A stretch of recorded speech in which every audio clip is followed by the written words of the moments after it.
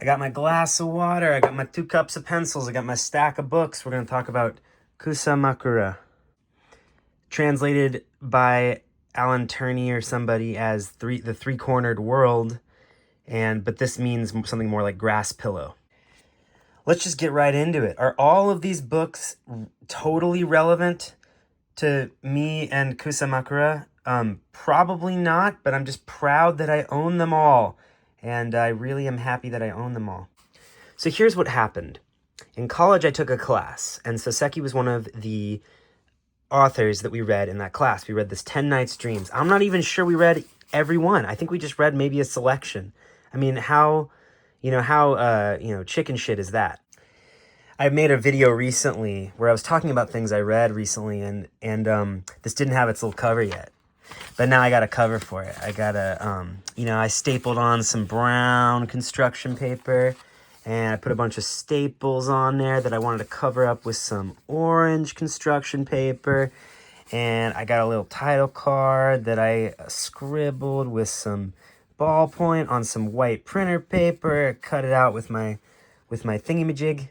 See, I'm kind of in a bookmaking mood today because on Sunday I finished making all these chapthologies where me and my friends put together our poems. I don't have a poem in here, but all my friends have poems in it, and I printed it out and cut it and everything.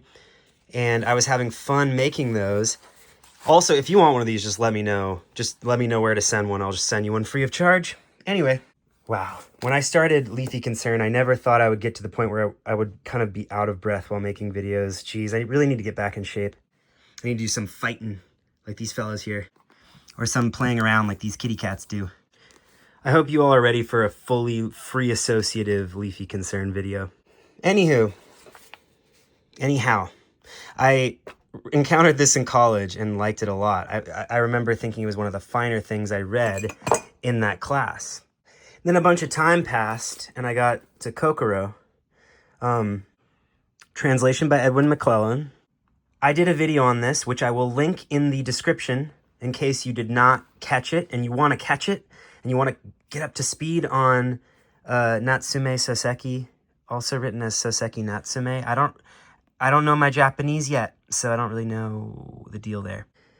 Then I purchased this because I was like, I want more Soseki, and they just happened to have this at Frugal Muse, and it was a subject of that thing last year.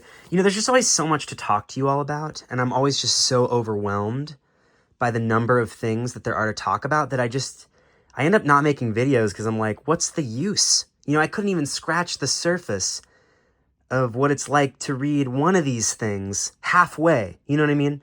But, I think it's better to not shut up. Anyway, one of the things I was going to try to talk about to have like a kind of a standalone video was this idea I had for making little stapled booklets, talk about my bookmaking mania, my booklet making mania. I was going to talk about making little booklets and using those as bookmarks. Anyway, I'm a Cat was also enchanting. It was not nearly as good for me as Kokoro was. It's a totally different animal, literally. But I love it. And now I've lost my place. I'm just going to choose page 130. This copy, we'll get more into this later, but isn't it cool how it says sorry no returns on the bottom? It's got that thing where it splits way the heck open there, which is just a shame when that happens. I actually have a video, maybe I could link it in the description, where I was talking about how excited I was to get my Elizabethan songbook book. And as I was handling it with one hand, as you know I wont to do, it just split in half. And I think there's like a comment on the video that says, man, I'm sorry that happened. Anyway, then I read The Gate, which is my favorite book. Oh, it's hard to say a favorite. They're all so different. That's part of my point. Part of my point is that the author is so consistently good and the books are so unique that it's like it blows your freaking mind. But I loved The Gate. It's like on par with Kokoro. Then I read some other stuff. I think like the authors I'm most into right now, and I alluded to this in my last video, are Soseki and Kafka, maybe right now. And but anyway, I was reading around other different things. I made a video about things I've been reading around in lately. I had an idea for a system that would make it so I would never forget what I've read. Every time I read one, I could just set it on top of a stack. Oh, that's a really good book there. The King and the Golden Mask. We have to talk about this one. This is one of the things I've been reading around in. But if I set a book over on that stack there, then I could like just know what I need to make videos about, because I'll see the stack growing and I'll say, oh, these are the things I need to make leafy dispatches about. And yes, underneath The King and the Golden Mask is the Granite Pail. You know we had to have a copy of the Granite Pail because we live in Wisconsin. Where were we? Yeah, but then I got to Bachan, and then I got to Kusamakura. Kusamakura. I might just refer to it as grass pillow from here on out, so I can stop butchering the accents on the syllables, if there are any accents. Read this right after tour, and then read this right after my trip to Denver. And this I read this over the past, just 4 or 5 days. As I said, I came across this in Barnes & Noble, which is strangely stacked for Natsume Soseki books. And it's one of those ones where it's like slick. It's like the slick thing. And it's like flexible, but it's not like that heaviness. You know what I mean? Like when it's thin and heavy. Anyway, booktube stuff. Booktube nitty gritty. That kind of flexibility of stuff. Anyway, this new translation by Meredith McKinney, who is an Australian. Isn't that cool? Meredith McKinney holds a PhD in medieval Japanese literature. Taught in Japan for 20 years. Translated the Pillow Book. The translation is really good. I don't know enough of English or Japanese to be able to tell whether this is a really good translation objectively, but I enjoyed reading the book. You can see a little bit on the bottom of the book where I accidentally let the book slip into the sink, and then it got kind of like, it was kind of steeping in a bowl of some crappy water, unfortunately, for a little bit. But anyway, here there are no odds about it. Like, here's a pun with the word odds. I remember seeing something in the introduction to this book and maybe some other Soseki books where it was like, he's not against using puns. And I just feel like reading this book, I felt like there were many situations where there were like puns used and like things came off really well in English. And I got the idea that Nami and the protagonist like are engaged in like wordplay sometimes and are kind of tickled by it.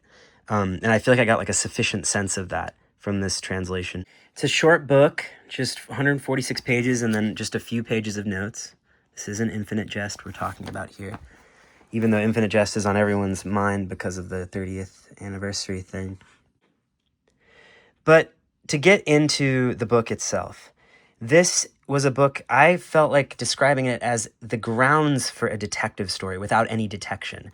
In fact, the book is full of hatred for detection or mockery of detection as fart counting.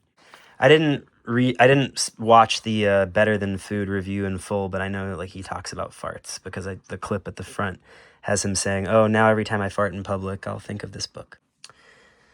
I can't ruin this book. Another good thing about Soseki and another quality, so I already talked about the variety of his books. I could go into a lot more detail about how, just with this brief survey that I've been doing, each book is totally unique, totally stands alone, delivers all of the good stuff from the other books, but then contributes like a whole cornucopia of its own unique pleasures. So that's the thing. That's the first thing I talked about. The second thing I want to talk about is the unspoilability of his books. Because his books, even in the back jacket copy, they talk about how this book is supposed to be beautiful like a haiku. It's supposed to contain like irreducible images and quirky or specific, character-specific, lively reactions to the concrete particulars of the world, rendered basically non-emotionally, to use a word that's favored by the protagonist of this book. And because Soseki's books are full of such things, such non-emotional observations, they're really like collections of poetry in addition to being gripping novels. as what I've found. And so that gives them this, what I assume is a rereadable quality. I actually haven't reread a single book yet. I'm very excited to. I'm still sort of making my survey. And but you could also describe it as a non-spoilable quality. Like you can tell someone like a big detail of the plot, or be like, oh yeah, I remember that part in the gate where they're struggling with XYZ, and then you know that the person still has so much to gain by reading the book, because they're really going to get so many intangible, what's the word? So many nuances from just watching Koroku and Oyone like go through their stuff. Oh, I meant Sosuke. That's the character in the gate. Variety. This one was totally different from any other Soseki novel. This one actually contains stretches of like philosophical essay, and that sounds way worse than it is, because the essays are totally human. They're really colored by the light of the given scene. The character is able to show many different faces. In fact, there's a theme in this book of people's faces changing over time. The face one's born with can change in all manner of ways. This book, in the kind of paradoxical like stillness and wide rangingness of the book, many of these essays that just issue from the mind of the protagonist are like, they feel kind of like contradictory, and they feel like messy and colored by the time of day and the time of the season. This is all very abstract, but I read the book and I think you'll know what I mean. And so that rather than being like just like a thought dump for Soseki, they are clearly like little stretches of film that have been exposed with light refracted through this person at a given time, and they're clearly like haystacks, like Van Gogh haystacks, or Monet haystack, Van Gogh haystack. You know, those haystacks that are seen at different times of day. And light is very important to this book. And yeah, so we've covered something I like about Soseki. We've covered the non-spoilability of the book. It is a brief book, but it is wide-ranging, and it's a very pleasant book. It's there's a part of the book where the protagonist is thinking that he's gonna dread having tea with a guy who's really pretentious about having tea, and like pretentious about how tea should be served. And then the tea scene happens, and it's just grounds for like the revelation of like new characters in a very sensitive way, and and the character just seems to be like enjoying and observing. And when you go to this book, it feels like cleansing, almost kind of like the sauna, where through I think the character's in a sauna where he's by himself, and then he sees a figure descend stairs and go back and laugh in the hallway. Like, it's almost like a cleansing kind of thing where you go in, you even go into chapters thinking that there's going to be some sort of stock judgment passed on either like the natural landscape or the life of abbots or something. And then by the end of the chapter, and this is a common experience in Soseki books, you feel cleansed. You feel like, rather than looking at the chapter with an eye to what kind of archetypal things can happen, what stereotypical things can happen, you really are alive to just the physical particulars of the chapter. And the fact that he chooses such scenes, he chooses such wonderful standalone scenes, together with this lucid quality, makes his books feel like boxes of gems. And I'm really not like overstating this. Like, he is my favorite author that I've discovered in the past like year or something. And I've been in a phase ever since I made that video about Kokoro. Another thing I want to say about this book, about Grass Pillow, Kusamakura, is that it is actually kind of scary and sinister. Like, there's a sense of danger. I don't want to like spoil it, because it's a delicate sense of danger, but there's this kind of sense of danger that's just consummate with the level of fear you have about like if certain secrets from your past got out or something. It's just, or if certain secret certain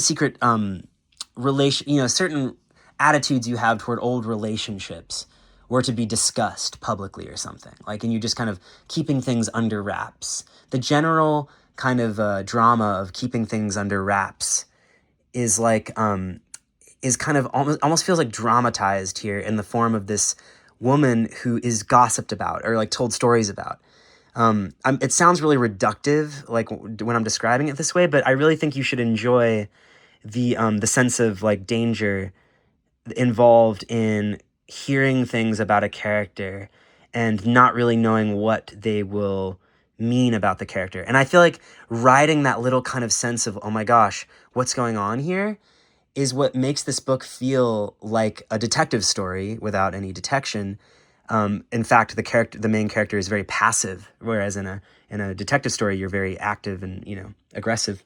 What was I saying?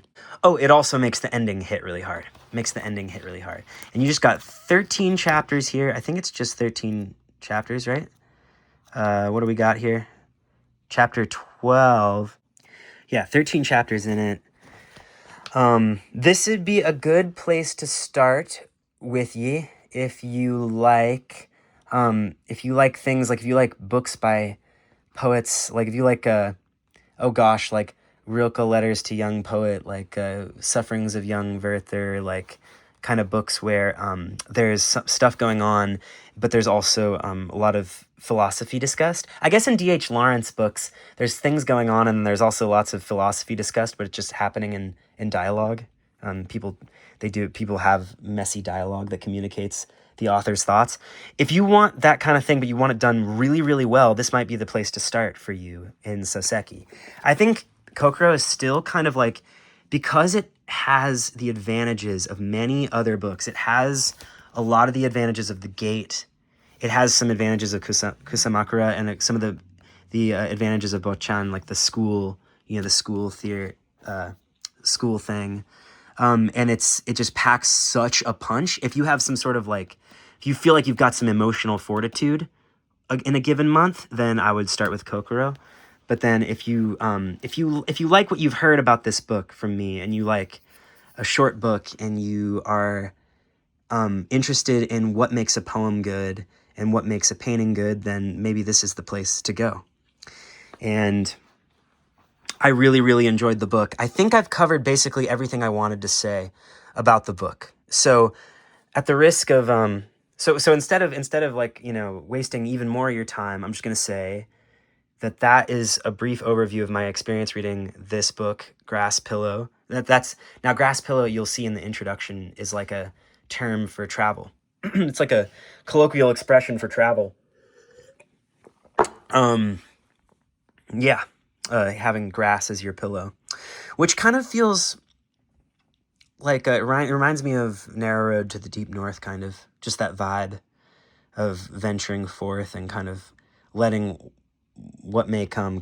So although in Narrow Road to the Deep North, shit actually hits the fan, or like, it doesn't hit the fan. It's like, things aren't always like sunshine and daisies. In this one, it feels like things are like kind of typically sunshine and daisies, and it's kind of like a vacation.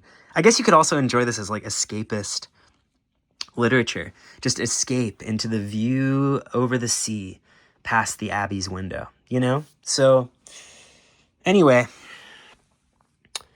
thank you all for watching whatever portion of this video you watched, and happy reading!